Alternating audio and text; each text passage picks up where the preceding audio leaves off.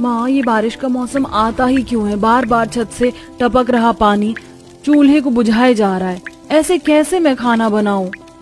अरे वरुण, जरा छत पर जाकर तो देख, फिर से तिरपाल उड़ गया क्या? कैसे जाऊंगा बाहर, बारिश कितनी तेज हो रही है। हे भगवान, आज तो काफी तेज बारिश हो रही है। लगता है गली मोहल्ले में पानी भर जाएगा।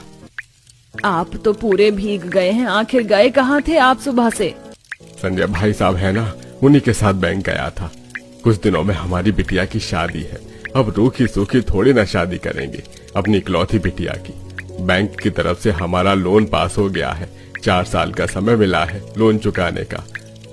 तब तक तो मेहनत मजदूरी करके मैं सारे पैसे चुका दूंगा और बिटिया की शादी भी धूमधाम से हो जाएगी। आप लोग मेरी शादी के लिए कितने ज्यादा खुश हैं, लेकिन क्या मैं शादी के बाद खुश रहूंगी भी? मेरे जाने के बाद आप लोग कैसे इस परेशानी का सामना करेंगी? बेटिया, तो इस बात की फिक्र मत कर।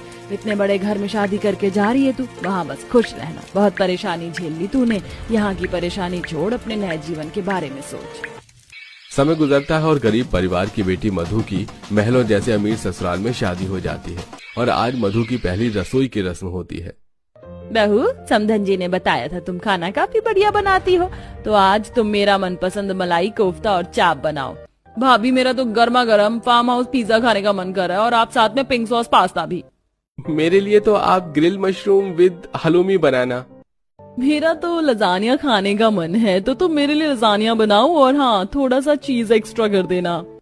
मधु के ससुराल वाले अमीर होने के साथ साथ खाने पीने के भी काफी ज्यादा शौकीन थे। इसलिए कोई मधु को इंडियन डिश बताता है, तो कोई इटालियन, तो कोई टर्किश। इन सारे डिशेस का नाम सुनकर जब मधु अपनी महलों जैसे ससुराल की रसोई में आती है तो रसोई देख मधु की आंखें खुली की खुली रह जाती हैं। हे भगवान, ये रसोई है या किसी आलीशान कमरा? ये तो मेरे घर से भी बड़ी रसोई है। कहाँ मैं अपने छोटे से मायके में छोटे से कमरे में अपने परिवार के साथ रहती थी, उसी में ही खाना, बैठना, उठना और रसोई भी थी। और अब देखो, मेरे मायके के घर जैसे 5-6 घरों को मिलाकर तो इतनी बड़ी रसोई बनेगी। इतना बड़ा आलीशान और अलग अलग सामानों से भरा रसोई का घर देखकर मधु काफी हैरान थी। तभी वहां घर के 2 नौकर आते हैं।